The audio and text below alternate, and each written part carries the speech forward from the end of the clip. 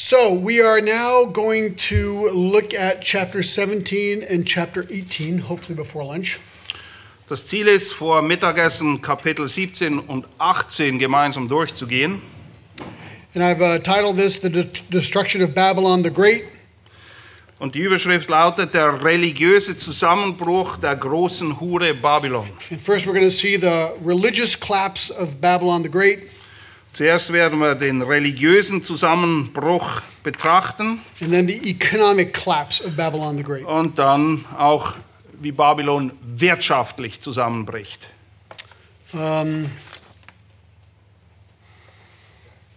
Just kind of getting into, focus here.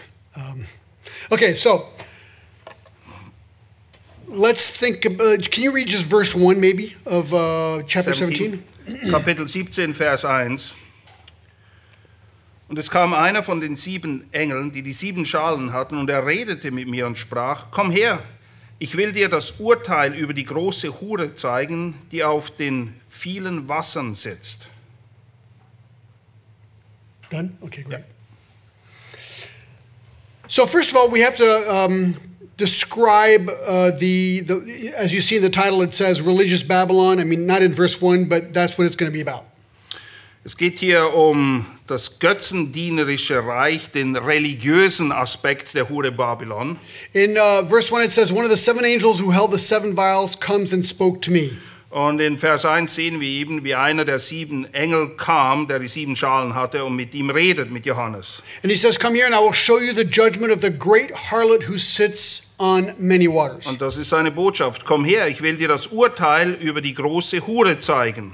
Now, verse 5 is the key to unlock this. Und in Vers 5 finden wir quasi den Schlüssel, um zu verstehen, worum es hier geht. Because it says, upon her forehead was the name written, a mystery, Babylon the Great, the mother of harlots and of the abominations of the earth. Dort lesen wir nämlich in Vers 5, und an ihrer Stirn hatte sie einen Namen geschrieben, Geheimnis, Babylon, die Große, die Mutter der Huren und der Gräuel der Erde.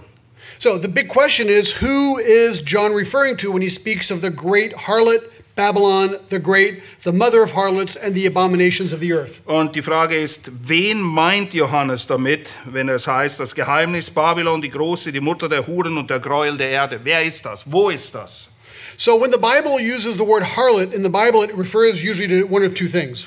Wenn die Bibel von Huren redet, dann meint sie in der Regel das eine oder das andere, nämlich A harlot, eine Hure, prostitute. eine Prostituierte. But often it's used to kind of identify idolatry and apostasy. Aber oft wird mit Hurerei auch auf Götzendienst und Abfall ist das, was gemeint ist. When people turn away from the real God, sometimes they're called they're like a harlot.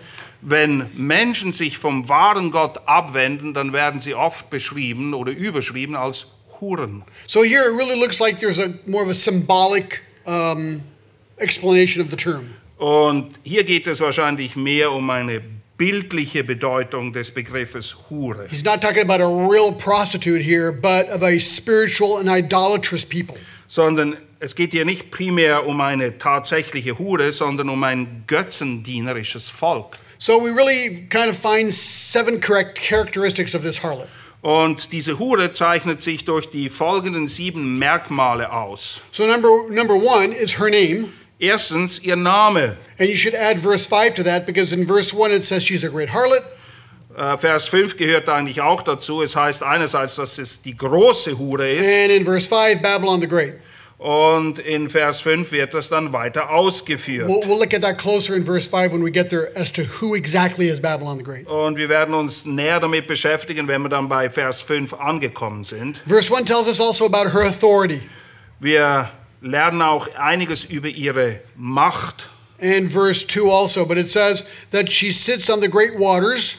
Es heißt, dass sie an den vielen oder auf vielen Wassern sitzt. So it's hard to actually sit on real water unless you're in the Dead Sea in Israel. Nun ja, es ist ziemlich schwierig, tatsächlich auf dem Wasser zu sitzen, es sei denn, du befindest dich im Toten Meer. But verse 15 unlocks that mystery, Aber den Schlüssel zu diesem Bild finden wir in Vers 15. where he said to me, the waters which you saw where the harlot sits are people and multitudes and nations and tongues. Und er spricht zu mir, die Wasser, die du sahst, wo die Hure sitzt, sind Völker und Völkerscharen und Nationen und Sprachen. So this harlot has authority over the whole earth, it looks like. Diese Hure hat also Macht über die ganze Erde, über Völkerschaften. Number 3, her debauchery. Oder der dritte Aspekt ist ihre Ausschweifung. In verse 2, with whom the kings of the earth committed acts of immorality. Vers 2, mit der die Könige der Erde Hurerei getrieben haben. And those who dwell on the earth were made drunk with the wine of her immorality. Und die auf der Erde wohnen, sind trunken geworden von dem Wein ihrer Hurerei. So this prostitute manages to ally herself with all the kings of the world to influence them. Und diese Hure schafft es, eine Allianz zu schmieden mit allen Mächtigen und Königen, den Regierungen dieser Welt. It's not a real prostitute. She's not sleeping with all these people. Es ist nicht wirklich eine Hure. Es ist nicht so, dass sie mit all diesen Regierungsleuten oder Königen schlafen But würde. the alliance between Babylon the Great and all the other kings of the world are like a big orgy. Aber die Allianz, die hier geschmiedet wird zwischen der großen Hure und den Königen und Königreichen, ist irgendwie zu vergleichen mit einer Riesenorgie. And it says that the inhabitants of the earth are drunk with the wine of her debauchery. Und die Bewohner der Erde sind trunken von ihrem Wein der Hurerei. So it's not just the kings, but it's all the people of the world. Und es sind nicht nur die Könige, die Regierungen, die Mächtige, die ganze Welt hat sie in ihren Bann gezogen. So to sum up, all the kings of the earth and the people of the world are swayed by a harlot called Babylon the Great. Also die Könige, ja die ganze Welt, alle Menschen sind verführt worden von dieser Hure Babylon, Babylon die Große. Number 4, her accomplice. Viertens, ihre Mittäter, ihre Komplizen. Verse 3, and he carried me away in the spirit into the wilderness, and I saw a woman sitting on a scarlet beast full of blasphemous names, having 7 heads and 10 horns. Und er führte mich im Geist weg in eine Wüste, und ich sah eine Frau auf einem scharlachroten Tier sitzen, voller Namen der Lästerung, das 7 Köpfe und 10 Hörner hatte. So the woman is probably the harlot of verse 1. Die Frau ist wahrscheinlich die Hure aus Vers 1.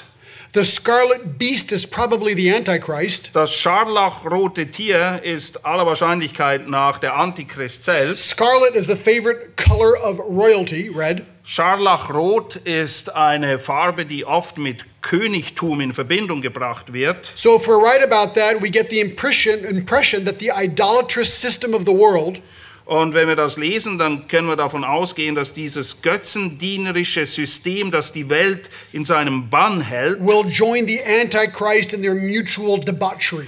und dieses System wird sich verbinden mit dem Antichristen, um jegliche Form von Ausschweifung und Hurerei zu treiben. We find the beast is full of the names of blasphemy. Und wir sehen dieses Tier, es ist voll mit Namen der Lästerung. Well, that makes sense since he's going to proclaim himself God in the temple. Ja, das ergibt Sinn, denn sein Ziel ist es ja, sich selbst als Gott darzustellen und im Tempel anbeten zu lassen. That's pretty blasphemous. Naja, wie willst du Gottes Lästerung überbieten? But in verse 3, we have this. It's interesting. Full of blasphemous names, having 7 heads and 10 horns. Aber das Tier wird dann noch beschrieben, nicht nur als voll mit Namen der Lästerung, sondern es hat auch 7 Köpfe und 10 Hörner. Oh boy, so what is that all about?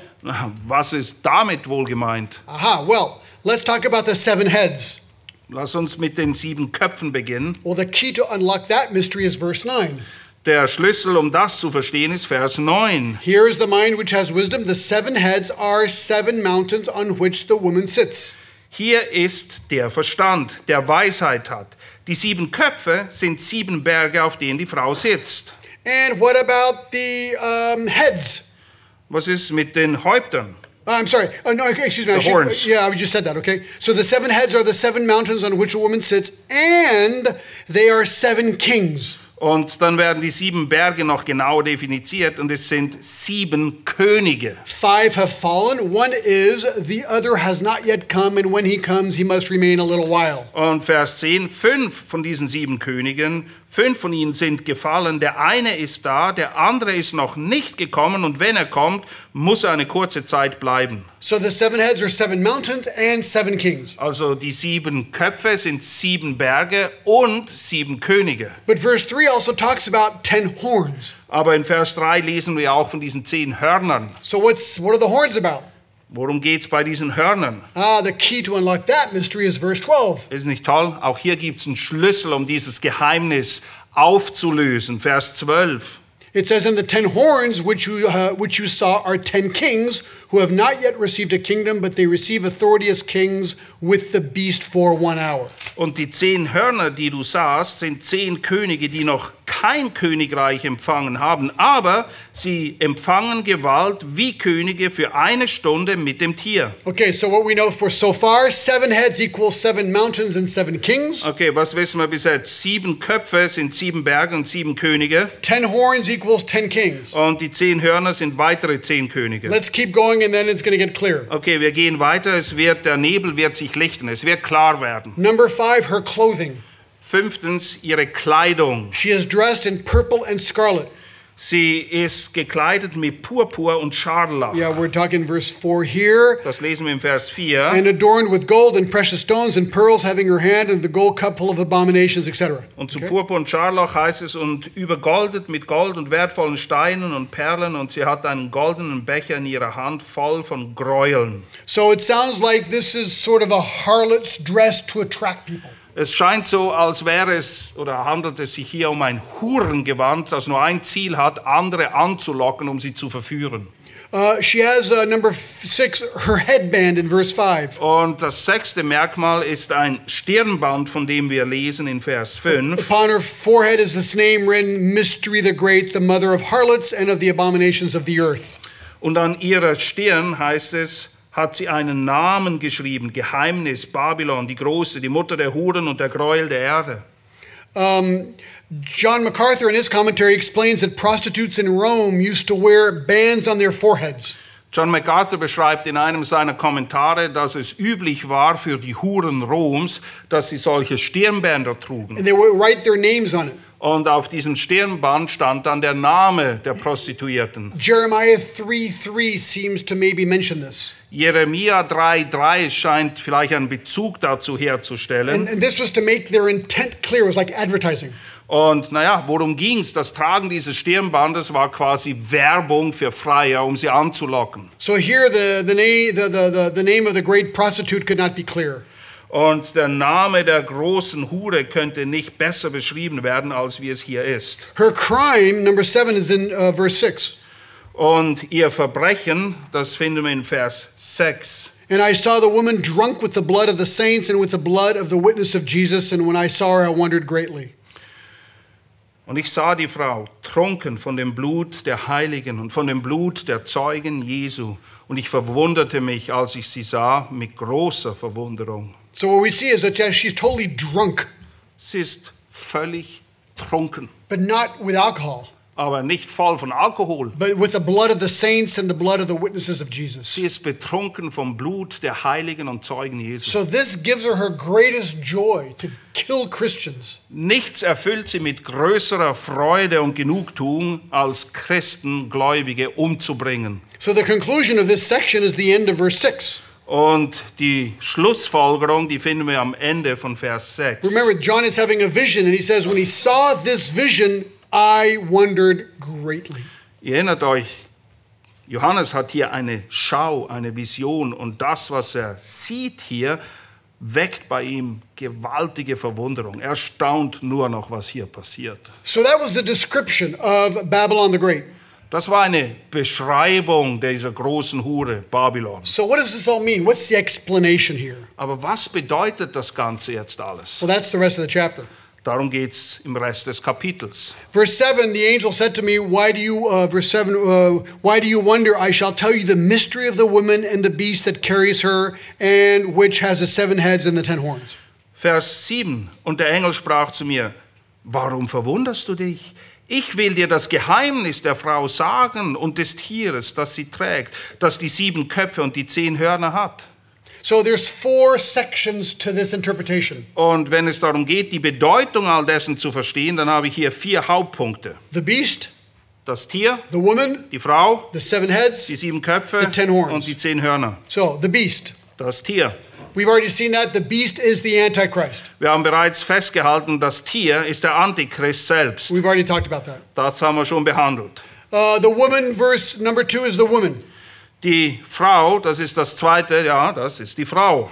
Well, verse 18 tells us, and the woman whom you saw is the great city which reigns over the kings of the earth. Und sie wird genauer beschrieben in Vers 18. Und die Frau, die du sahst, ist die große Stadt, die das Königtum hat über die Könige der Erde. So here is the big discussion on what is this city. Die große Frage, welche Stadt ist es? Some people say this is a real city mentioned. Einige Leute glauben, es ist tatsächlich eine reale Stadt, die es gibt. Some people say this is just simply a symbol of the Antichrist kingdom. Andere sagen, es ist einfach ein Bild für das Reich des Antichristen. Many are convinced that the city is either a reference to Rome. Viele denken, dass mit der Stadt Rom gemeint ist. Others think it is Jerusalem. Andere denken, es sei Jerusalem. But another possible answer is that the city is none other than Babylon. Aber es gibt noch eine andere Antwort. Diese Stadt könnte auch Babylon sein. Babylon that is in Iraq today. Babylon befindet sich im heutigen Irak. We see the name appear all the time. Der Name taucht immer wieder auf. We see that many judgments are pronounced against Babylon in the Old Testament. Und viele Gerichte auch im Alten Testament sind eben gegen Babylon gerichtet. So could this be the city of Babylon rebuilt? Könnte es sich hierbei um das Babylon, das wieder aufgebaut wurde, handeln? And this would then become sort of the capital city of the Antichrist. Und das wäre dann quasi die Hauptstadt, von der aus der Antichrist regiert.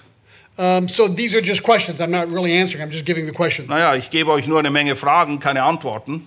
In verse 8, we have, look, the beast. Vers 8, das Tier. Just a second here. Change my little notes here. Let's keep going. So the woman is the religious and idolatrous anti-Christian movement.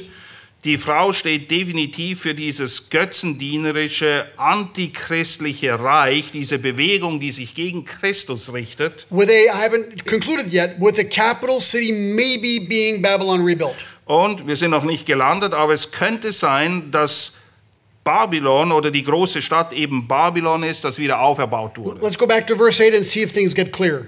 Lass uns zurückgehen zu Vers 8 und sehen, ob es da mehr Licht in die Sache gibt. The beast that you saw was and is not and is about to come up out of the abyss and to go to destruction. Das Tier, das du sahst, war und ist nicht und wird aus dem Abgrund heraufsteigen und ins Verderben gehen. This seems to be a reference to the Antichrist. We saw this in chapter 13. In Kapitel 13 haben wir das bereits behandelt und haben gesehen, dass das Bezug nimmt auf den Antichristen. He dies and then apparently resurrects. Er stirbt, aber er steht wieder auf. Okay, hold on just a second here. And he says that the beast must rise from the abyss. Und es heißt, dass er aus dem Abgrund heraufsteigen wird. We already talked about that, probably from Tartarus, where all the demons are now. Or Wahrscheinlich a third of the demons are. dem Tartarus, wo ein Drittel der Dämonen gefangen gehalten wird. And he must go to perdition or destruction. We know that he's going to be sent to hell. Und wir wissen, was auf ihn wartet, nämlich er wird ins Verderben gehen, die Hölle. Okay, so let's go to the third section, the 3 heads, the 7 heads, excuse me, the 7 heads. Als nächstes wollen wir schauen, was es mit diesen 7 Köpfen genauer auf sich hat. Okay, verse 9. Here is the mind which has wisdom. The 7 heads are 7 mountains on which the woman sits. Hier ist der Verstand, der Weisheit hat. Die 7 Köpfe sind 7 Berge, auf denen die Frau sitzt. Okay, so we're still now talking about this city. What is the city? We're coming back to that. Wir haben noch nicht geklärt, worum es sich bei der Stadt handelt, aber wir kommen noch dorthin. Wir sind auf dem Weg. Most ancient writers concluded it must be Rome. Wie gesagt, die meisten denken, dass es sich um Rom handelt, because Rome sits on 7 hills. weil die Stadt Rom auf 7 Hügeln gebaut ist. And as we just saw in verse 18, it says that the woman is a great city. Und im Vers 18 haben wir gelesen, dass die Frau eine große Stadt ist. But a lot of people disagree with that because it says also, Aber es gibt auch nicht wenige, die damit nicht übereinstimmen, weil es heißt eben auch, that the 7 heads are 7 kings, also in verse 10. dass die 7 Köpfe eben auch 7 Könige sind. So Das the steht seven- auch im Vers 10. So the 7 heads are 7 mountains, but also 7 kings. Naja, es sind also 7 Berge und 7 Könige gleichzeitig. So how do we make sense of this? Wie bringen wir das zusammen? Are they more mountains or are they more kings? Sind es jetzt eher Berge oder sind es eher Könige? Sometimes mountains are used metaphorically in the Bible. Manchmal wird der Begriff Berg bildhaft gebraucht in der Schrift. Maybe these mountains represent empires, maybe sent by 7 kings, led by 7 kings, you know? Vielleicht stehen die 7 Berge für 7 Königreiche und in den 7 Königreichen gibt es eben die 7 Könige. What is interesting is it says that 5 have fallen, Das Interessante ist aber, dass nachher ausgeführt wird, 5 sind bereits gefallen, 1 is or 1 exists, einer ist bereits da, the other has not yet come, verse 10. der andere ist noch gar nicht gekommen, Vers 10. But and when it comes, he must remain a little while. Und wenn er kommt, muss er eine kurze Zeit bleiben.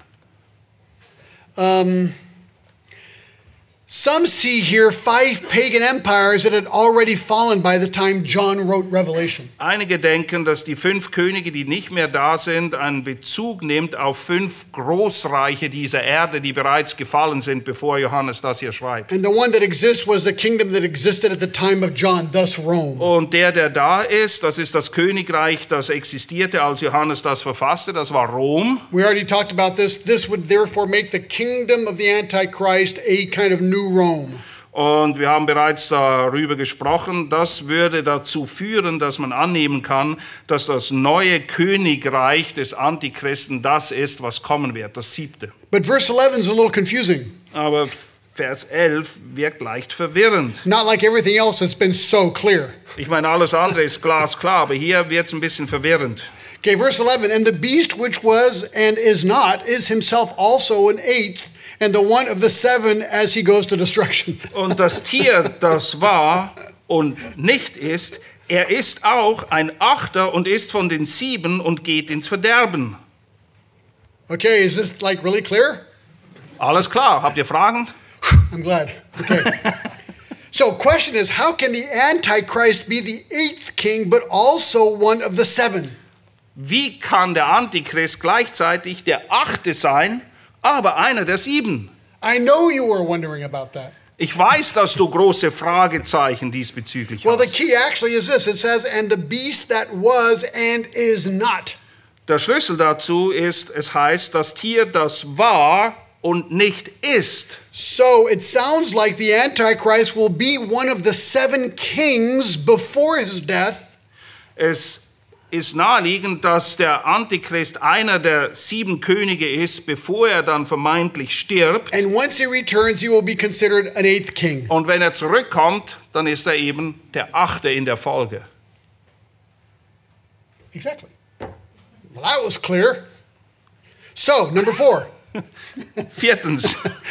We're going fast, okay? But anyway, I just got to keep going here. Number 4, the 10 horns. So we've solved the mystery of the 7 kings. Okay, das Geheimnis um die 7 Könige ist gelüftet, ist alles geklärt und jetzt kommen die 10 Hörner. Now we're going to the 10 horns. Das ist einfacher. That's simple, right? Yeah, this is really Yeah. easy, okay? Ja. So look at verse 12. Actually, it does. It says, and the 10 horns which you saw are 10 kings. Naja, hier steht es doch, Vers 12. Und die 10 Hörner, die du sahst, sind 10 Könige. So there it is. It's clear, isn't it? Das ist die Antwort. Who have not yet received a kingdom, but they receive authority as kings with the beast for 1 hour. Die noch kein Königreich empfangen haben, aber sie empfangen Gewalt wie Könige für eine Stunde mit dem Tier. So there's 10 kings. They haven't yet received their power. That's what it says. Diese 10 Könige, heißt es hier, haben noch nicht ihre Gewalt empfangen, sie regieren nicht. But apparently they get their power to rule with the Antichrist during the Great Tribulation. Aber während der großen Trübsal werden sie gemeinsam mit dem Antichristen regieren. So if this is, if we're reading this right, these 10 kings work with the Antichrist here. Es scheint offensichtlich zu sein, diese 10 Könige bilden eine Allianz mit dem Antichristen. Sie arbeiten mit ihm zusammen. So does that mean that the empire of the Antichrist will be divided into 10 sections? Heißt das, dass das Reich des Antichristen in 10 Königreiche unterteilt sein wird? So like 10 administrative regions. 10 Regionen, die jede von einem König verwaltet werden. And it says they were going to reign for like 1 hour. Und es heißt, dass sie für 1 Stunde mit dem Tier regieren werden. So does that simply mean that their reign is going to be short? Because if they come into power, well, it just means it's going to be short. Die 1 Stunde steht wahrscheinlich einfach dafür, dass ihre Königsherrschaft nicht sehr lange dauern wird. Es wird nur von kurzer Dauer sein. Because if they rise up with the Antichrist, weil sie werden gemeinsam mit dem Antichristen zur Macht kommen. Their reign could be maximum 7 years, but maybe less. Das bedeutet, ihre Königsherrschaft kann maximal 7 Jahre dauern, wahrscheinlich eher weniger. But verse 13 clarifies their purpose. In Vers 13 wird erklärt, was das Ziel der ganzen Geschichte ist. These have one purpose and they give their power and authority to the beast. Diese haben einen Sinn und geben ihre Macht und Gewalt dem Tier. They are obsessed by the Antichrist. Sie sind völlig besessen vom Antichristen. They swear allegiance to the Antichrist. Und sie schwören ihm Treue. To do what? Um was zu tun? Verse 14. Vers 14. These will wage war against the Lamb, and the Lamb will overcome them, because he is Lord of the lords and King of kings, and those who are with him are the called and chosen and faithful. Diese werden mit dem Lamm Krieg führen, und das Lamm wird sie überwinden, denn er ist Herr der Herren und König der Könige. Und die mit ihm sind Berufene und Auserwählte und Treue. So actually, the Antichrist and these 10 kings es ist also so, der Antichrist gemeinsam mit diesen 10 Königen are preparing to fight Jesus at the Battle of Armageddon. bereiten sich vor, gegen Christus in die Schlacht zu ziehen, nämlich die Schlacht von Armageddon. And this is a great deity little verse here. Und das ist ein großartiger Vers, der die Gottheit Jesu unterstreicht hier. Because it says that the Lamb is the Lord of lords and King of kings. Das Lamm wird beschrieben als Herr der Herren und König der Könige. Which is a title given to God himself. Das ist ein Titel, den nur Gott selbst trägt. And so I love the end of verse 14. And those who are with him are the called and the chosen and the faithful. Und die mit dem Lamm sind die Berufenen, die Auserwählten, die Treuen. Now verse 16 continues, and the 10 horns which you saw. In Vers 16 wird dann nochmal Bezug genommen auf die 10 Hörner. And the beast, these will hate the harlots and make her desolate and naked and will eat her flesh and will burn her up with fire. Vers 16 heißt es, und die 10 Hörner, die du sahst, und das Tier, diese werden die Hure hassen und werden sie öde und nackt machen und werden ihr Fleisch fressen und sie mit Feuer verbrennen. So here we have the impression that the alliance between the Antichrist and these kings is breaking down. Und das scheint uns in die Richtung zu lenken oder anzunehmen, dass diese Allianz zwischen dem Antichristen und diesen 10 Königen auseinanderbricht. This almost seems contradictory, but the 10 kings and the Antichrist, es scheint irgendwie fast widersprüchlich, hier den Antichristen und die 10 Könige zu sehen. It says they're going to hate the harlot or Babylon the Great. Das heißt, sie hassen die Hure plötzlich, diese Babylon, die Große. It seems confusing, but 2 Thessalonians 2 tells us that the Antichrist wants to be God. Es scheint verwirrend, aber in 2. Thessalonicher Kapitel 2 lesen wir auch, dass die Ambition des Antichristen ist, sich selbst zu Gott zu machen. So he will leave no room for anyone else to rule. Und wenn er Gott ist, dann lässt er keinem anderen Raum auch nur den Anspruch zu haben, zu herrschen oder König zu sein. He wants to be like the Roman emperors of the past. They want to be God for the people. Es ist wie die Kaiser, die Cäsaren früher im römischen Reich. Sie waren nicht nur Cäsar, sie waren Gott. Sie waren eine Gottheit, die angebetet werden musste. And then look at verse 18. Vers 18. And the woman who you saw is the great city which reigns over the kings of the earth. No, that's not the...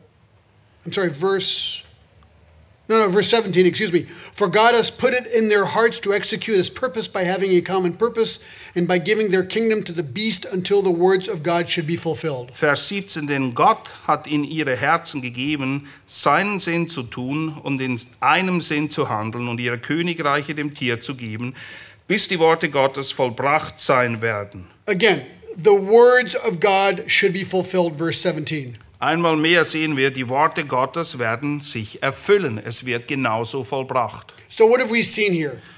Was können wir festhalten hier? This seems to be the religious collapse of Babylon the Great. Es scheint hier der Zusammenbruch von Babylon der Großen beschrieben zu werden. And the Antichrist is ultimately in charge here. Und letztendlich ist der Antichrist der alleinige Herrscher und Anführer aller. But under, of course, the reign of God. Alles natürlich nur unter der Kontrolle Gottes. Er ist souverän über allem.